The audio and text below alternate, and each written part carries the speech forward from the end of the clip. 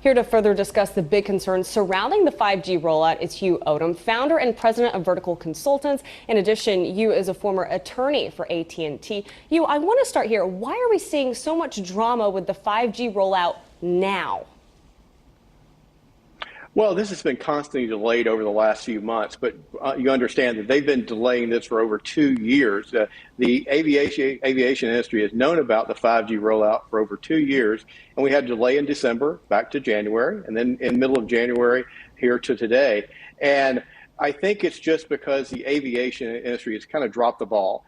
They've known of the 5G rollout. They've known of the possible, and I want to emphasize possible issue that 5G has with the altimeters of the plane, and they really haven't come to the wireless industry and said, here is the problem, so we can use that and try to find out what the solution is. And that's what the frustration from the wireless industry is right now.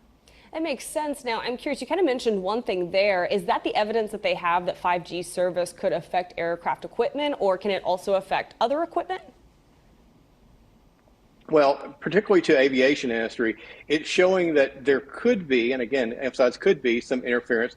What the issue for the aviation industry is they have such an old fleet of planes, and there's such differences in the calibrations of this altimeter and from different manufacturers, different age of planes. So that comes into the equation. Earlier this week, the FAA cleared 45% of the air fleets out there, leaving 55% uncleared. Part of that is, again, not having a way to calibrate against 5G. Now, will the 5G rollout have any impact on travelers who are trying to fly out this week? Well, it could, because there's been some temporary solution provided by AT&T and Verizon. They just recently, earlier this afternoon, said they're going to shut off service of 5G up to 2 miles around the radius of these airports. But that provides a temporary solution. We've already seen some of the international flights saying that they're not going to fly into the U.S. right now. They're going to temporarily halt that. So unless this gets resolved, I don't know how there's not going to be some disruption with the aviation industry, because, again, if they're saying there's an issue, again, a possible issue, then it has to come to some understanding between the parties, or unless you don't turn on 5G forever around these airports, you're still going to have the issue. Interesting. Okay, so some major airline carriers are calling for an immediate intervention, which it sounds like we have a pause and a stop to this at the moment, but we need a long-term solution. So do we kind of know what that long-term solution would look like, and kind of who has the power to make that happen? Well, right now the power comes down to the federal government, and the Biden administration has stepped in today and said, look, let's kind of figure this out. And they've even said, let's try to get this resolved in the next 24 hours. I don't see how that gets done. But I think what has to happen is you have to have the Biden administration come in and say, look, both parties need to get together, and they need to go to either corner and try to resolve this and say, look, here's the problem from the aviation industry. Here's how we get this solved, and address that to the wireless industry and say, look, here's 1, 2, 3, 4 ways of providing two things. One, providing safety around these airports, because everybody wants safe flights around the country. But two, also allowing the wireless industry to roll out 5G, because 5G is not just for the purposes of getting you faster videos and being able to text and faster, et cetera. It costs the economy, the U.S. economy, $140 million per day that 5G is not rolled out.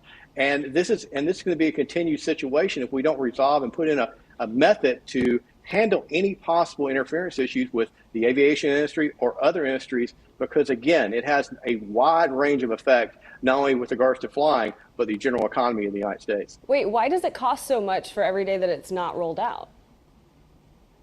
Because the wireless industry, the rollout of 5G is estimated to have a $2.5 trillion impact on the economy, basically by putting in more jobs, putting in infrastructure in the wireless infrastructure to facilitate the supply chain and other industry. So 5G is really the next wave of what's called the fourth industrial revolution. We're changing from a way by which we mine data, and that data provides us a lot of different ways to monetize that. And unless we have 5G, we don't have it available to be able to take advantage of that. Hugh, just really quickly, a spokesperson for AT&T released a statement saying in part, quote, "Now we are frustrated by the FAA's inability to do what nearly 40 countries have done, which is to safely deploy 5G technology without disrupting aviation services, and we urge it to do so in a timely manner." I'm just curious, really quickly, how are other countries handling the issue? Well, as mentioned in that press release, there's 40 other countries it's been studying. There's not been an issue with 5G and the airports. The only difference is that there's a little bit different bandwidth, and it's called C-band. There's a little bit different bandwidth they're using within inside that C-band that's being used by those different countries, more particularly France and some other European countries.